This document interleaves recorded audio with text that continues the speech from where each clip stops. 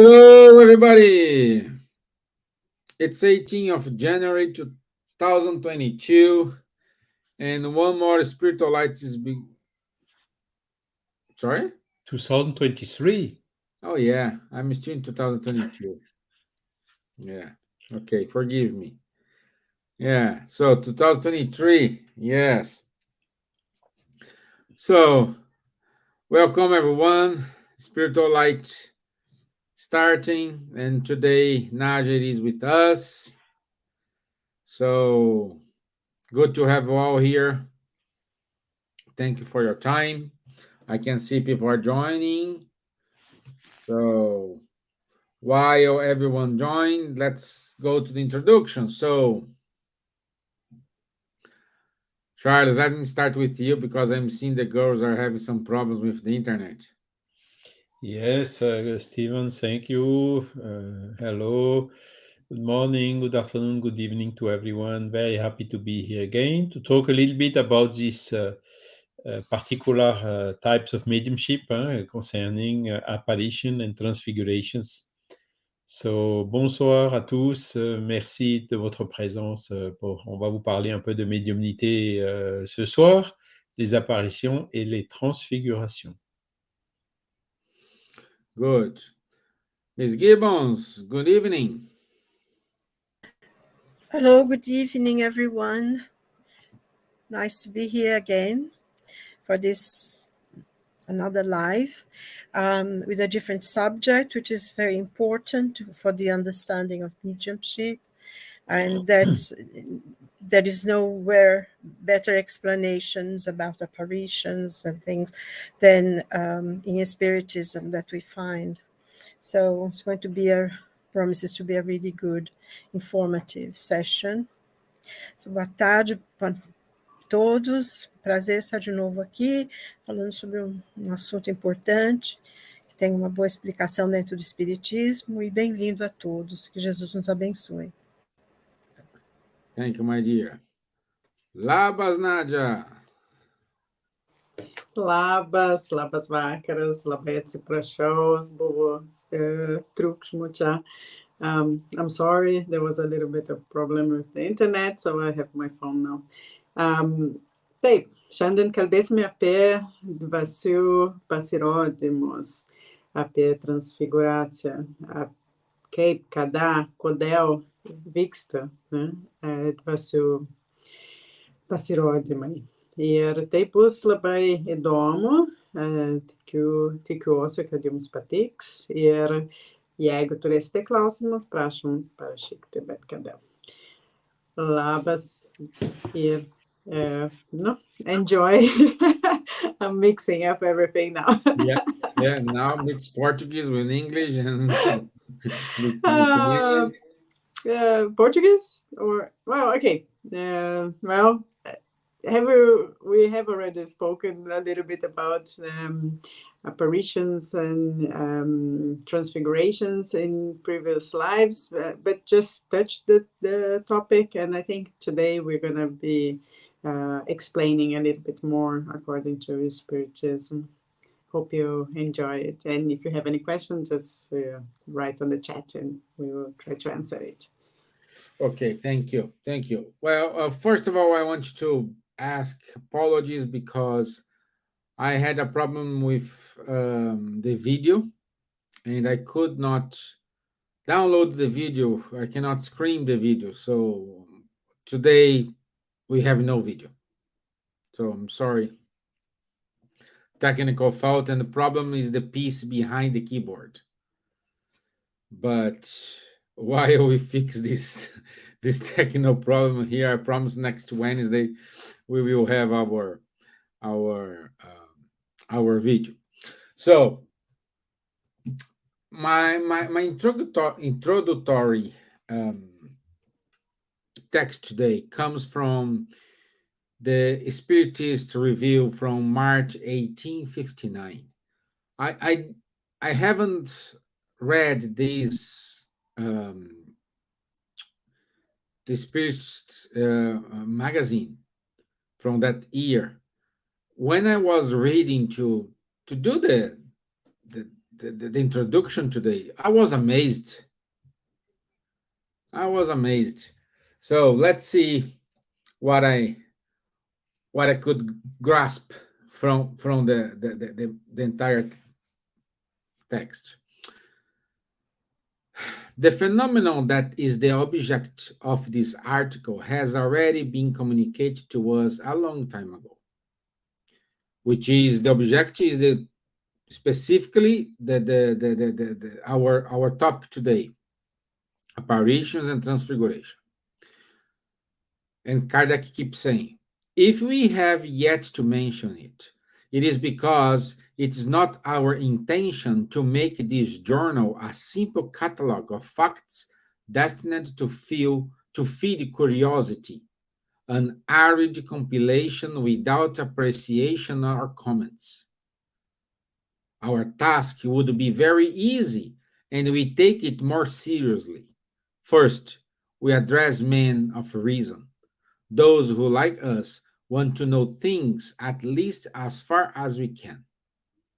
Now, experience has taught us that facts, however strange and multiplied they may be, are by no means elements of conviction, and they will be less so the stranger they are.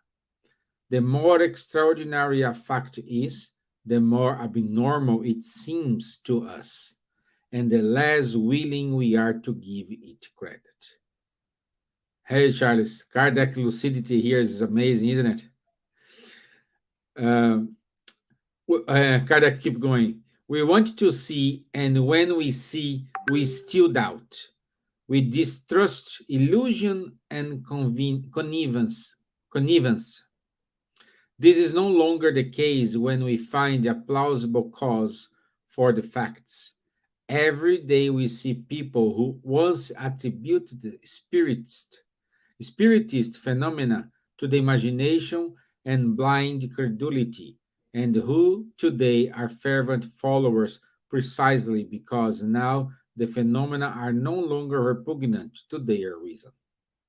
They explain them, understand their possibility, and believe in them, even without having seen them. Before speaking of certain facts, we had to wait until the fundamental principles were sufficiently developed to understand their cause. The transfiguration is, in fact, it is in that number.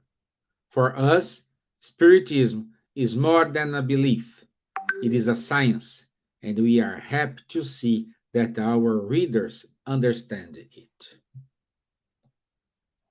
Amazing, Kardec here. Amazing here. Wow, how tangible, how fits on the ground he has here. So even though you say something, our first thing is deny. Then we study. They have this transfiguration article for many years, but they didn't say anything because they didn't have at that time the fundamentals, the basis to explain it. It's not, and like today we seeing people what am I gonna say? And today we see people codifying books and goes to the printer and is out without checking the story, without checking the facts, without checking if this makes sense according to the Spiritism. See, this is just a small comment here. Keep it between us. Don't put it in the internet. Okay. Charles, in order to allow us to understand the apparition and transfiguration have a material effect, how does it work? That's a very extensive, short question, but not easy to answer in a short time. So, as Kardec just explained in the excerpt you have read, Spiritism is really a science, and all the facts needs to be carefully studied in order to try to identify what is the most probable cause for them, and to try to have also an explanation that explains the majority, or ideally all the facts which we are seeing.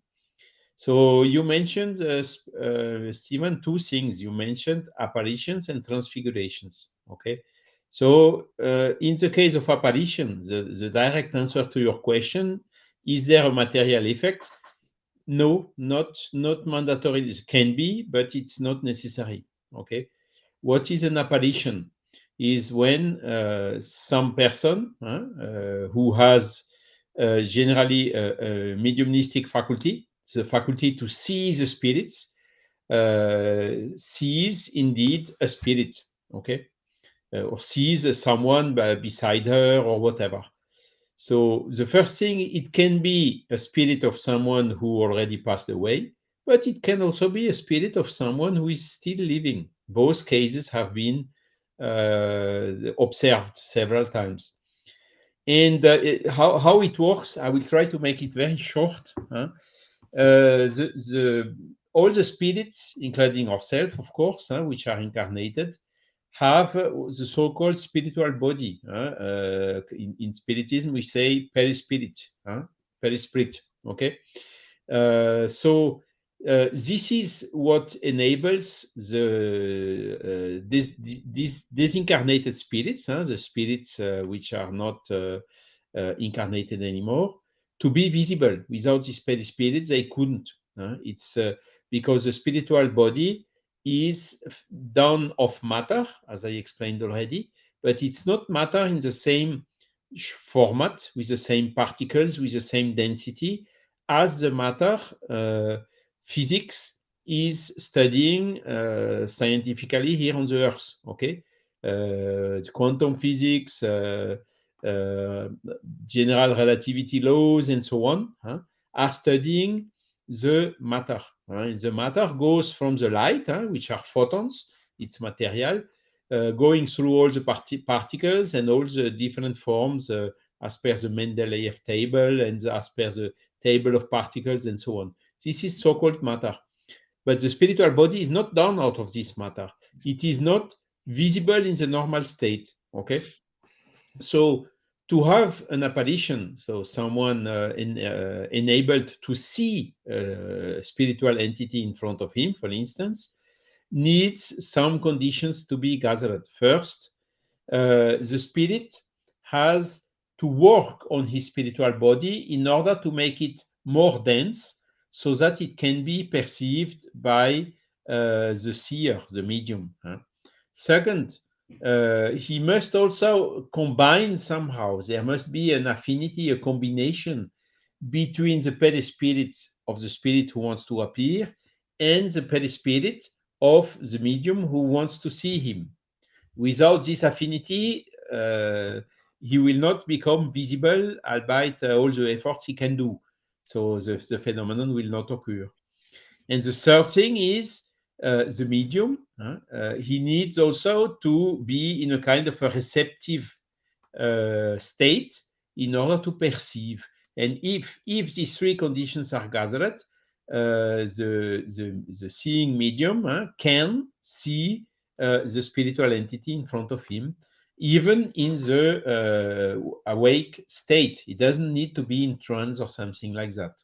Okay, so this is roughly how apparitions happens. So it's like a mediumistic communications, for instance, through psychography, automatic writing, is also a combination between the communicating spirit, spiritual body, with the spiritual body of the medium, in order to have the connection done, to act on the motor center in the brain and to make him write a message. Okay, so in this case, you can see there is no necessary of material effect or physical effect. Okay.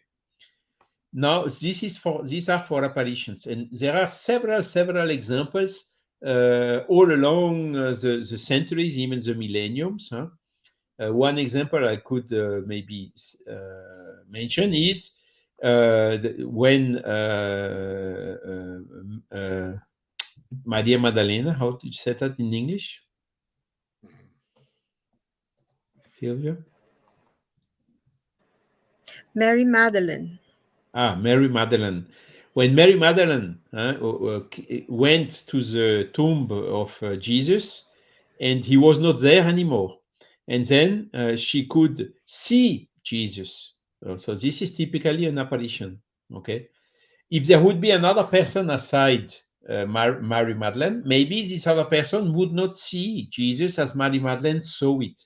Okay, this is typically the apparition. Okay, if in another case, for instance, when Jesus met his apostles at the Pentecosts in a closed room and became not only visible but also tangible at the point that Thomas could touch him, could touch the wand and make sure it was really Jesus, that was not an apparition anymore. That was a materialization. Okay, and materialization, yes, this is physical effect. It needs a medium capable of physical effects and emitting some ectoplasm out of his physical body in order to enable the spirit to give a shape to this ectoplasm and to materialize at the point of being visible, but not for all the presents, even if they are not medium, but not only visible, but also tangible. They could touch him.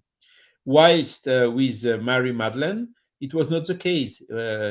Jesus even said to her, "Don't touch me because I'm not yet." I don't remember exactly how he said it, but he was not materialized. He was I only still have appearing not to gone her. to my father. Yes, I still have not gone to my father. This means if Mary Magdalene would try to touch him, her hand would go through the apparitions because it was not tangible. And how does Mary Magdalene perceive this apparition? It is not through her eyes, her physical eyes. It is through her soul. So it's a perception which comes in the perispirit through the spiritual body, which is then transmitted or decodified in the brain as an image, as an apparition. Okay, so that's for apparitions. Now, the second question was also talking about transfiguration, and there the story is a little bit different. So the transfiguration happened by the way also with Jesus. There was a transfiguration, I think, on the Tabor mountain. This famous phenomenon that has also been observed several times along the millenniums, the centuries, and even recently, or at the time of Kardec, and even after. That is a different phenomenon. So you have in front of you a person, and all of a sudden this person is looking like if it would be another person. Okay, so and the people which are here can all see this person with a different shape. And Kardec observed in the city of Saint-Étienne in France a young lady who had this faculty to have transfiguration. And there was even controlled, for instance, that the weight was even changing or increasing or decreasing, depending if the transfiguration was bigger or if the transfiguration was a child. Okay, and then in this type of phenomenon, there is a physical effect. So it is somehow the perispirit of the medium through the influence of maybe the entity who wants to appear through the transfiguration, but then making a physical effect or that everyone in the room can visualize a person in a different person than the medium or the person who was in front of them. Okay. So this transfiguration, then there are other phenomena, but you didn't ask for. For instance, you have also persons who can living, like for instance, it's not my case, but Euripides Barzanulfo, for instance, which was a medium in Brazil. He was a teacher, so in his college in Sacramento, giving teaching to his scholars. And all of a sudden, they saw him like if he would be a little bit, how to say, not here, huh? But they still could see him here. And at the same time, the spirits and the spiritual body, or the perispirit of Oedipus Barzanulfo, went out of his body and materialized somewhere in where he went in order to assist, for instance, a lady who was getting a baby, something like 10 or 20 kilometers away. And the people in that place were absolutely sure that he was physically with them, which was not the case. So this is what we call, now I'm not exactly sure to say it, how to say it in English. It's chapter 6 and chapter 7 of the Medium's book. Huh? It's by corporeity. Exactly, Corporeity. bicorporeity. So it's a variant of this phenomenon.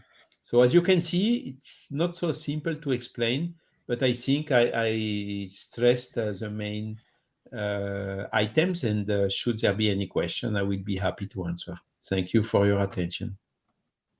Yeah, we have already a question. Vladas, long time we don't see you here, Vladas. Thank you. See.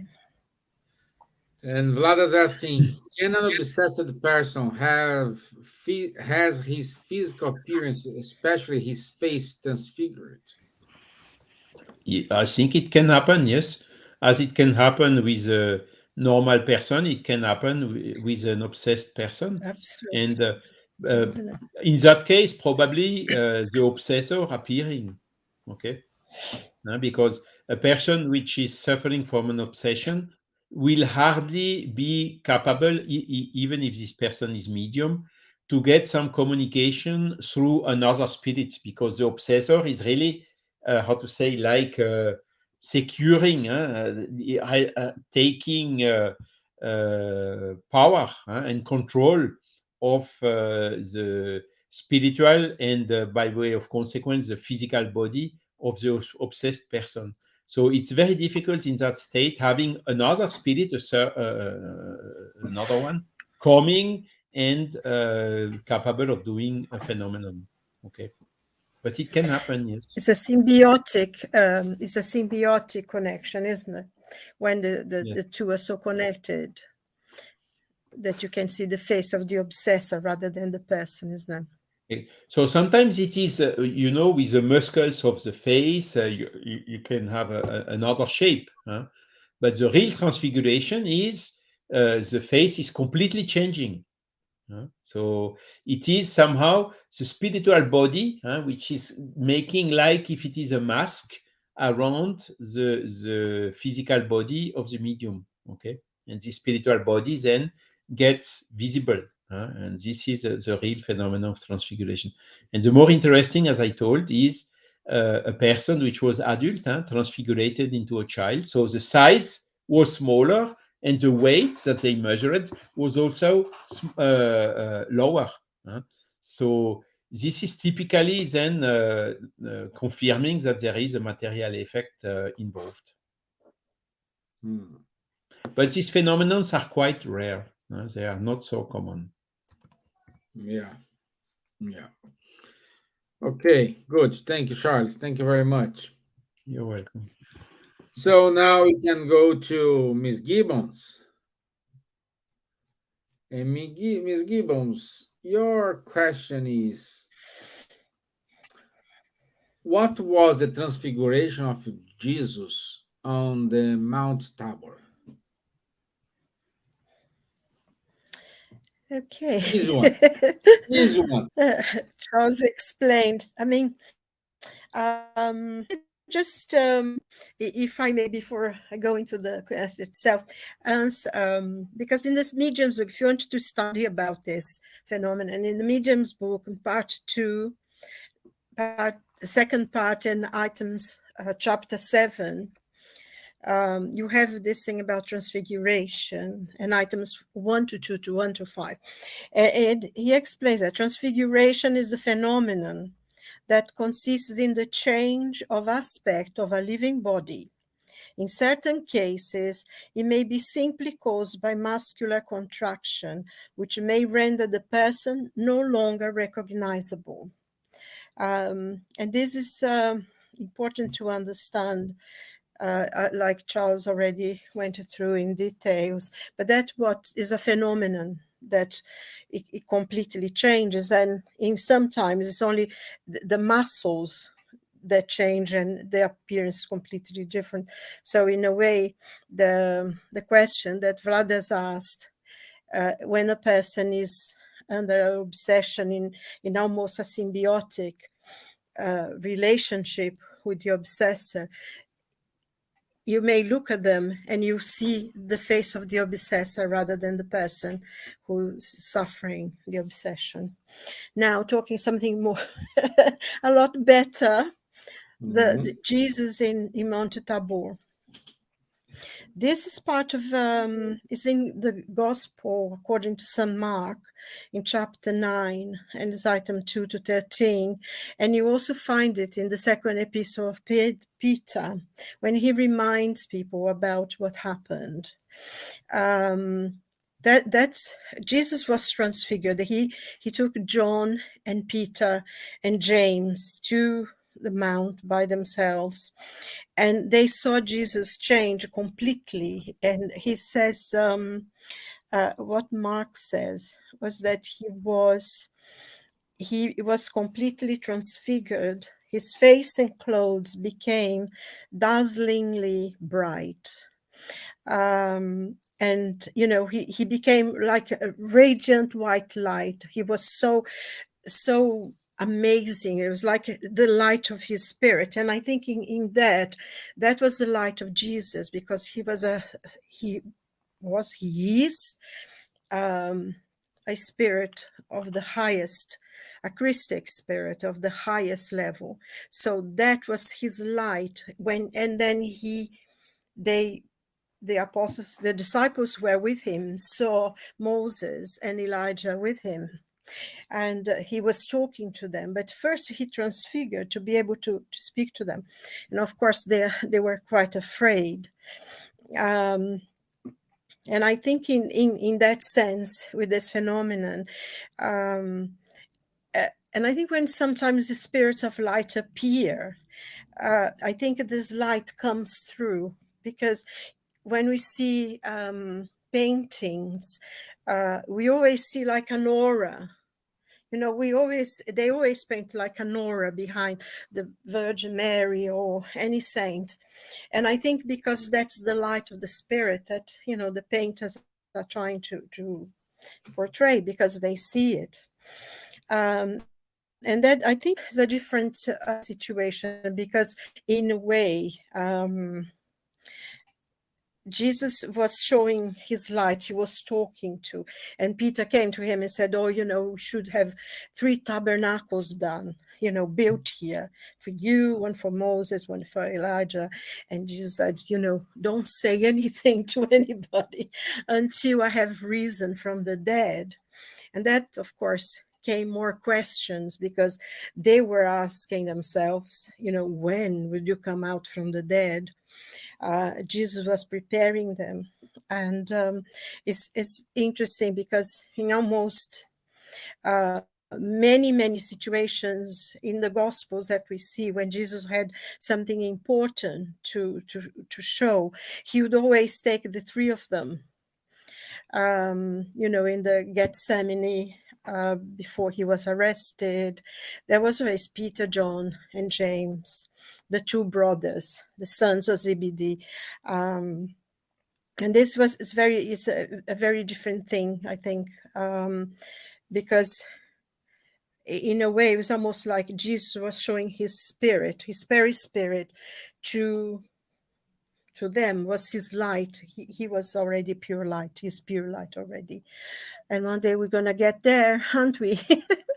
I hope so. I am sure I am. Fingers crossed. It may take a little longer, a few millennia, but we are I working will. it. Yes, we are will. working it. Yes. It's like in the Spirit's book, it says it's a destiny. So we cannot escape it. We're going to be spirits of light because we are already.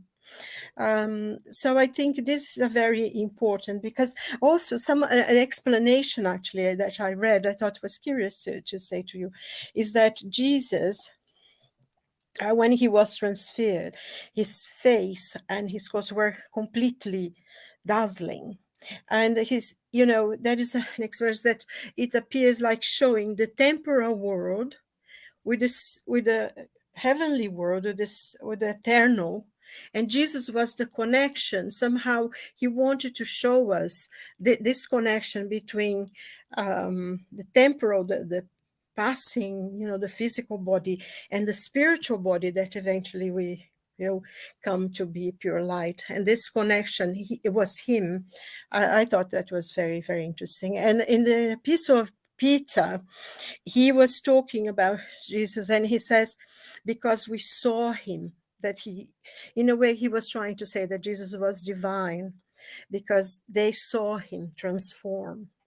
And so just to confirm that he was this amazing light spirit. He was the master of all. So I think that is a very important thing. That was the transfiguration of Jesus in Mount Tabor.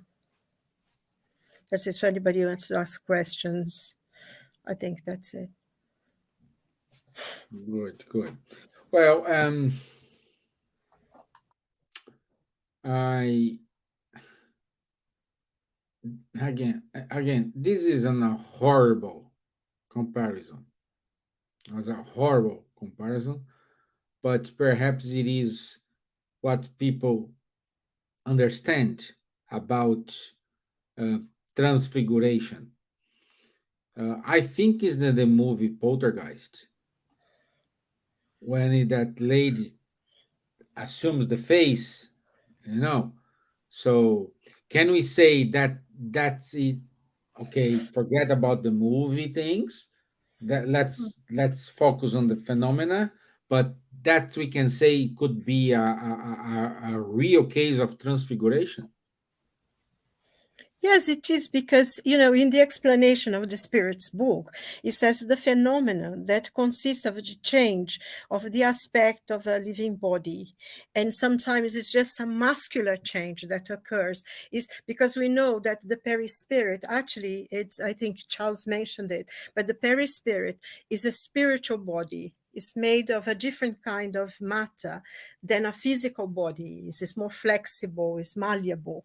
So sometimes people will change their even when you're working in mediumship and you're working with the spirit, sometimes your face changes as well. And it's that malleability of the perispirit that allows it. So it depends on the spirit that is there. They can look terribly ugly, and they can be, and in case of Jesus, was beauty that we cannot even comprehend. But it is the same phenomenon in different levels. It depends on the level of the spirit. I don't know if you agree, Charles, with that. And it is possible to change. It is one of the phenomena that actually happen.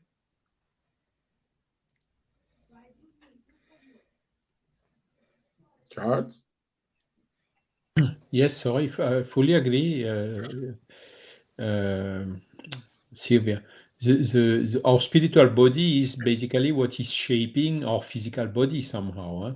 Physical body is composed of the bricks which are coming from our father and mother, with a combination of DNA.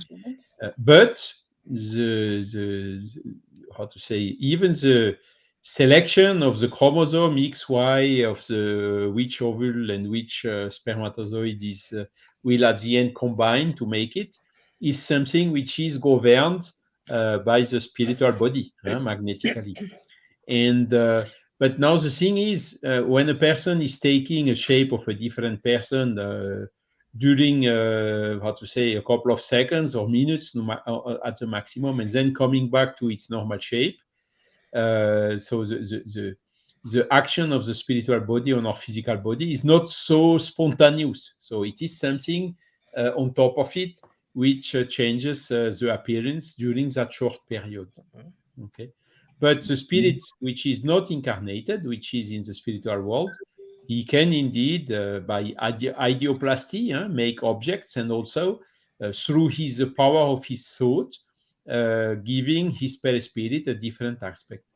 And this is what generally what happens when the spirits are appearing to someone. They take not always the aspect they had in their last life, but they can take an aspect from a previous life, and they do that in order to be recognized. Yeah?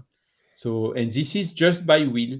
Just by will, the spirit can shape its spiritual body. When we are incarnated, it's not so, how to say, it's not so fluid, not so easy, not so quick.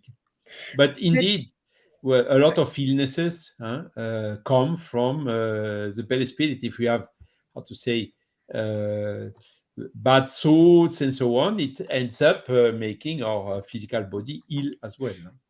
Yeah, I think that's interesting, because sometimes people say, oh, if they saw someone from their family or something, yeah, I don't know if it was him because he looked so young. And of course, the person, can transfer. They'll look old and decrepit. They can look quite youthful and strong, and they can make that change.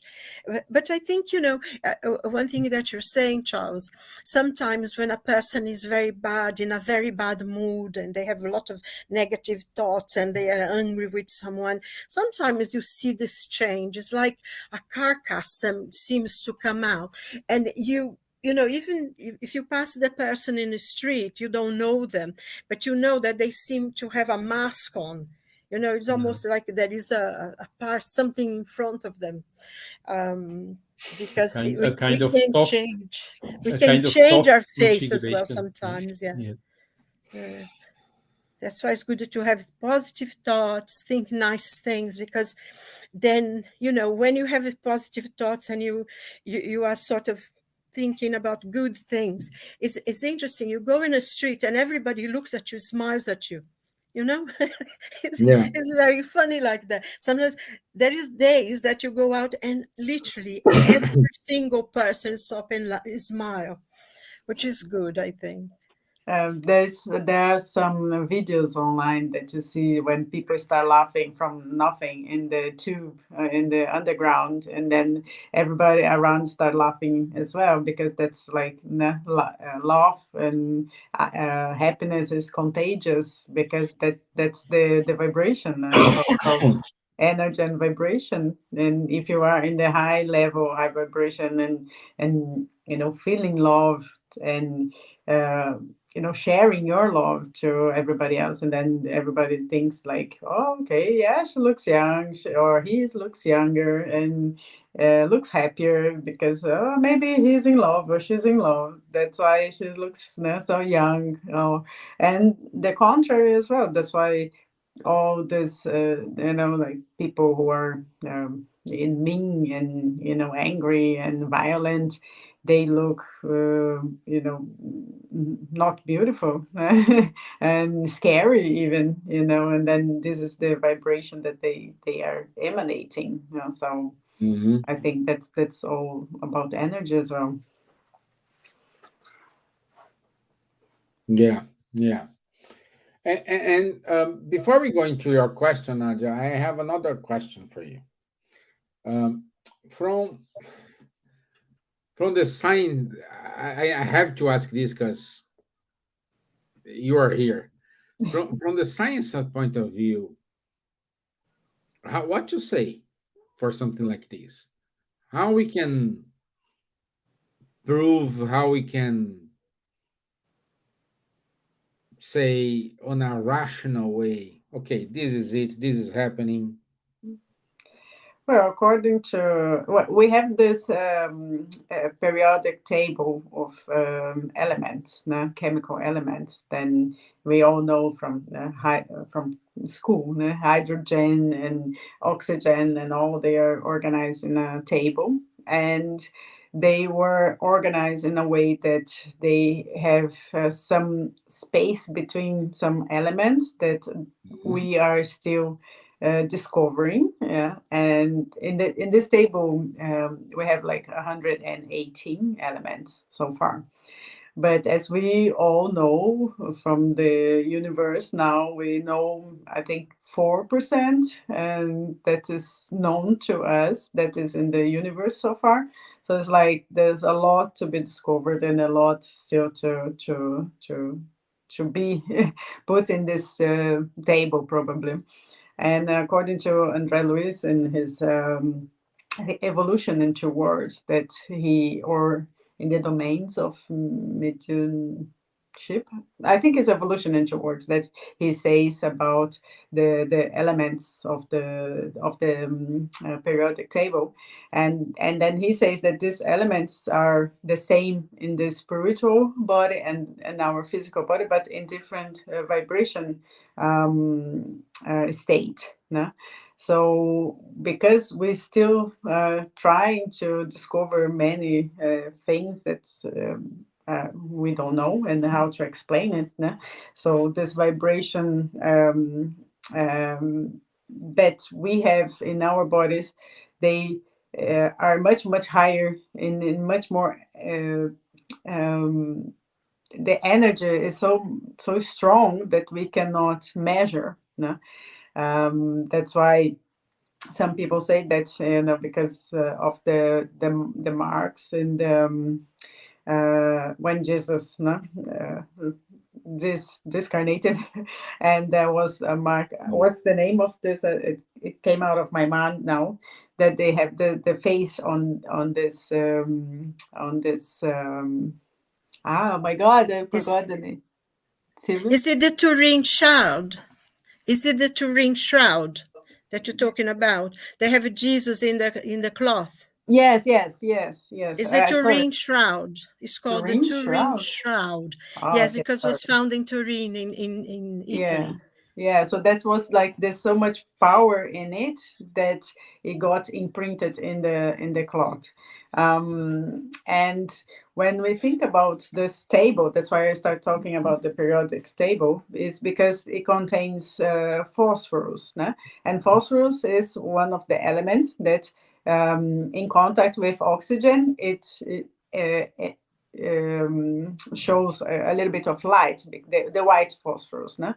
In contact with oxygen. And then you can see like a glow, white glow. And phosphorus is a component of the phosphate, and phosphate is part of a fundamental part of life in our life, and is part of our, also a component of our DNA. So, and then when we start thinking about these things, and then we make connections, like we have DNA, we have phosphorus, and phosphorus is part of this element of the periodic table, but it has so much energy that it's very reactive, and so like, and then you start making, and it makes in contact with oxygen light.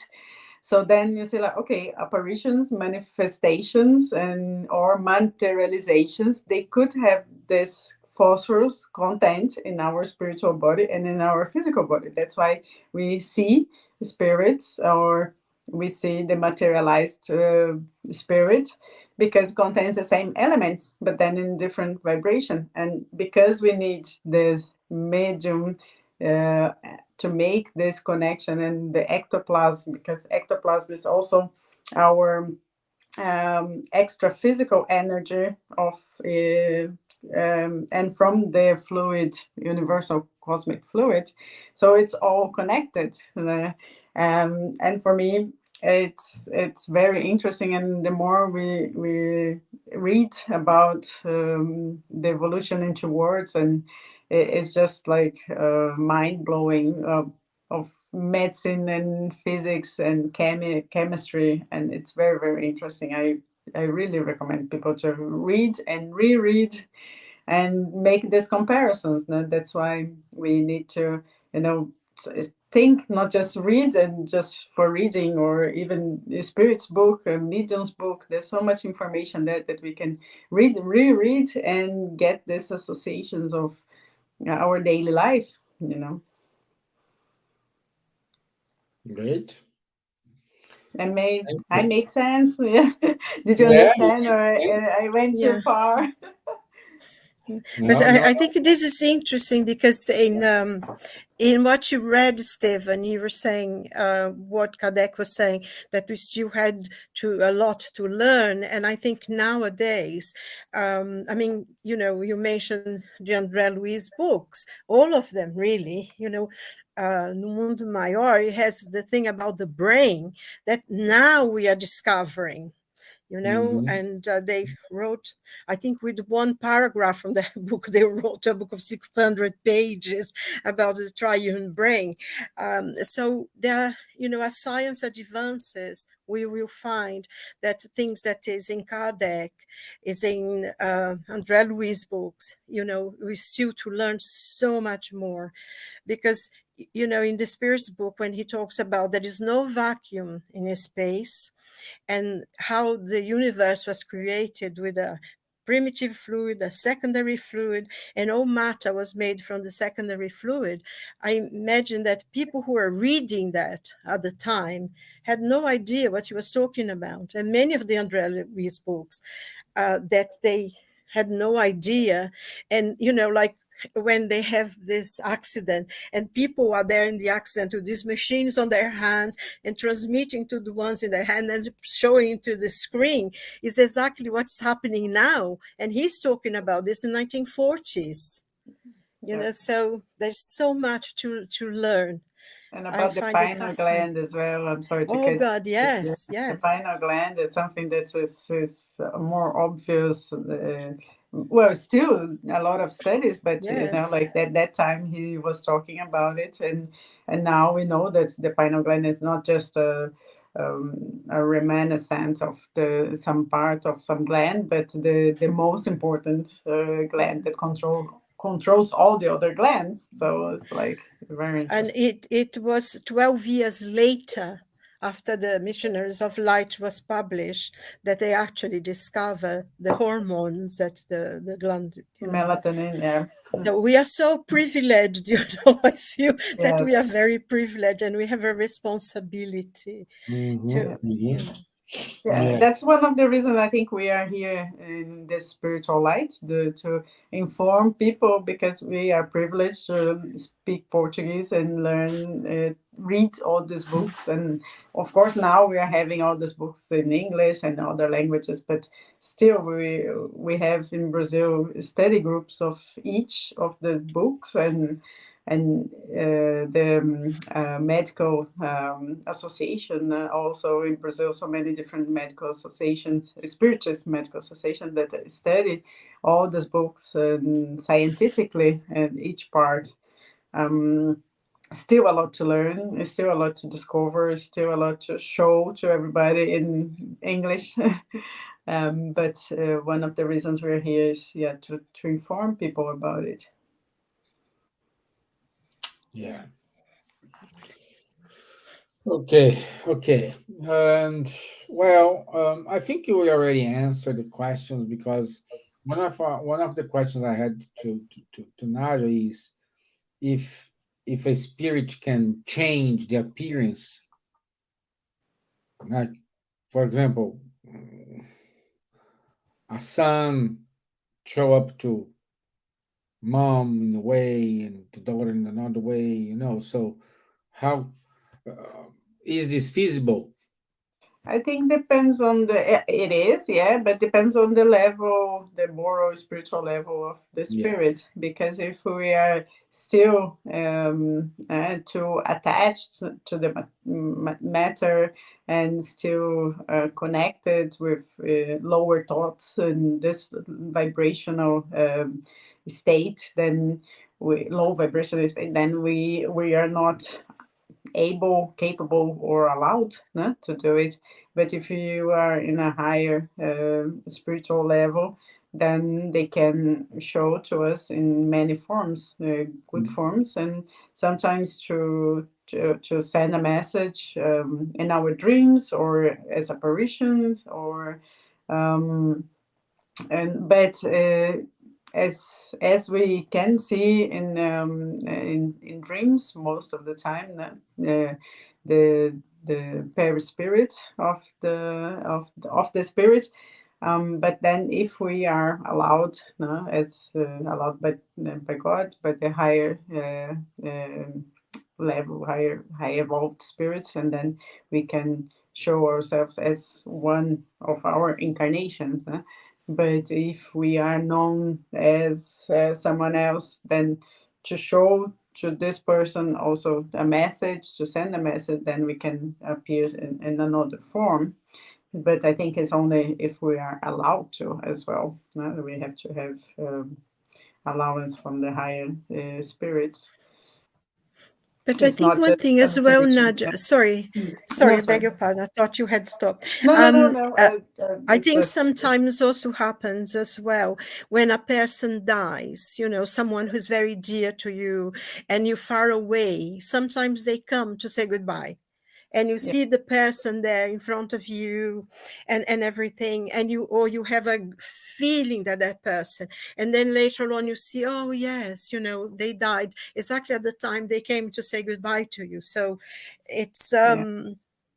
That's the power of the thought as well. So this connection, and spirits can radiate their light, their image to more people at the same time. No? So exactly. as a spirit and as the perispirit, yeah, is to come to show, you know, I'm leaving, or the person who left already, and then they come to the bedside visitors that appear to people who are almost in the palliative situation sometimes, and then they see their loved ones, sometimes their pets as well. So some animals appears as well to come to comfort the person and to show that everything's going to be okay. Yeah. And I think one thing that Charles said today as well, that I think is always very important to remember, is that we see those spirits, you know, if they have gone to the spiritual world, we don't see them with our physical eyes, we see them with our perispirit eyes as well, because even if you close your eyes, you still see them. And that's very strange. You know, the first time that happened, when it happened to me anyway, I say, and I thought, no, I can't see it. It's not possible. And then I kept closing my eyes, but then I saw it even better. And I think what Charles said is very important to remember that you know, even if you close your eyes, it's spiritual eyes who actually see the spirit, isn't it? Yes. Yeah, who hasn't had a dream with someone who has already died, or you know, I think everybody has. I can say that nobody can say that. Oh no, I never dreamed, or I never dreamed with anyone. You know, yeah, you have. You know, and that's it. Wonderful discussion. I love But it. one thing as well, sometimes you may dream with a person and you know who they are because you're talking to that. I mean, it happened to me. I'm sure that must happen to everybody. I was talking to this person. I knew who the person was, but was different from what I remembered. And I think Charles was saying something about the person also appearing in a certain way. So they may appear with a different image what they had in the previous life or something, but you know who they are. It's a very strange sensation that you know the person, but their face is different. You know, it when you dream with them. I like that. Yeah. So it's fascinating.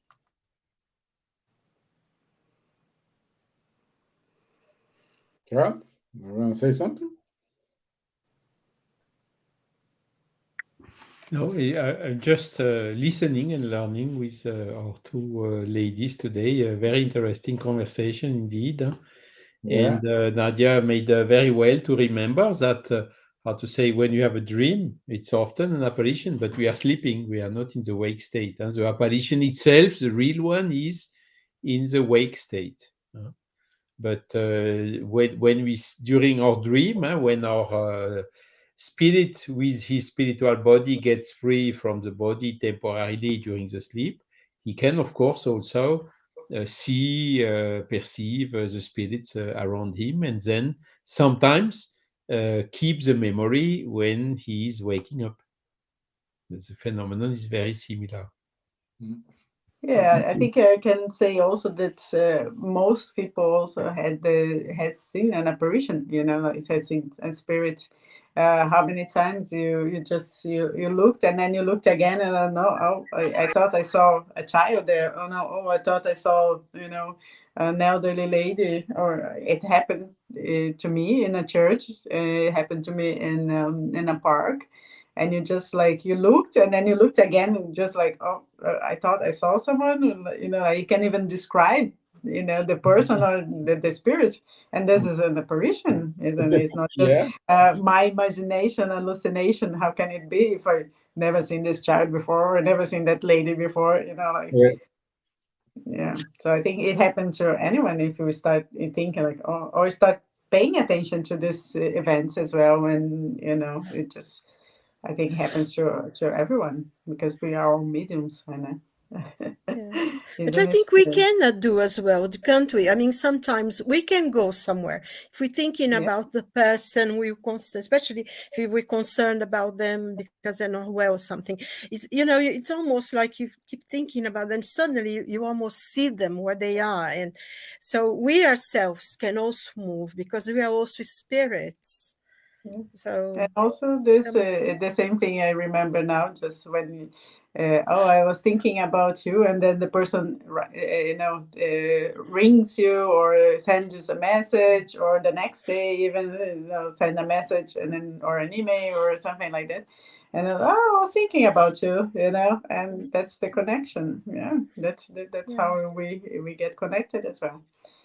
Yeah. it's interesting. Great. Thank you, my friends. Let's go Thank to you. announcements. Let me see here.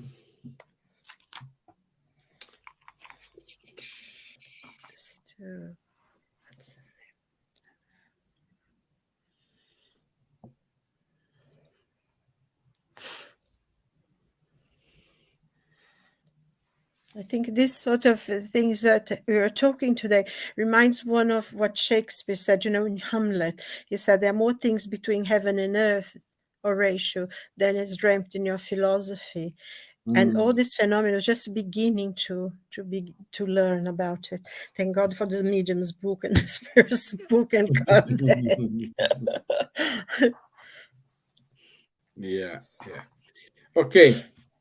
Our next topic is the action of spirits upon the fluids. And this talk it's on the 25th of January 2023, next Wednesday, 9 p.m., as you know. So we will talk about it. And let me go here. And we will have in first Sunday of February.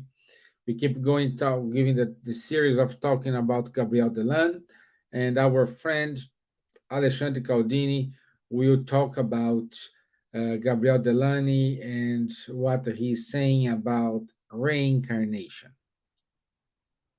Okay, so don't miss it. It's every first Sunday of the month from 6 p.m. to 7 p.m. London time. We will always have a different one. Last month was Charles, and then Caldini, and so on. And in March, if I'm not wrong, it is Roberto Tanabe. Okay, so from the 2nd to 12th of February, our friend Florencio Anton will be in London giving some mediumistic workshops in painting. You can see the full his agenda at the bottom of the folder here.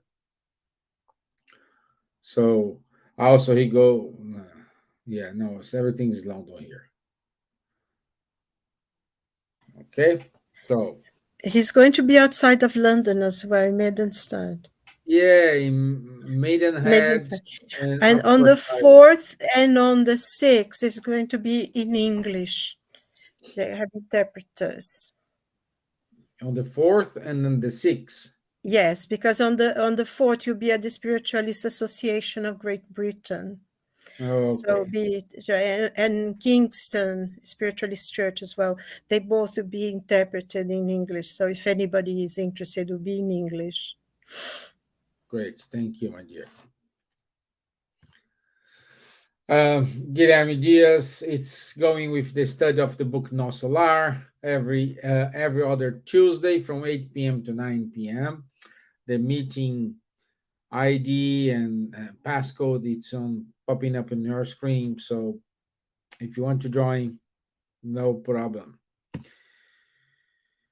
Every Saturday, 10:30 a.m. London time, we have the Mediums book course with Guilherme Diaz, Munir, and Charles. And every other Tuesday, we have Guilherme Diaz and Rafael Caldas having conversations on mediumship. And that's it.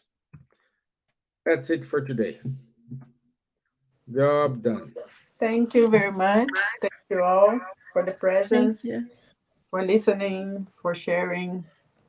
Yeah, well, yes. Thank you. Thank you, Nadja. Thank you, Vladas. Thank you, Charles. Thank you, Silvia. Thank you. For your time. Thank you, Stevan. Always nice Thank to you, have Stevan. you. Thank you. I'll see you next Wednesday. Thank you, my friends. Bye-bye. Have a blessed week. Bye. Bye. Goodbye. Bye. God bless. Bye.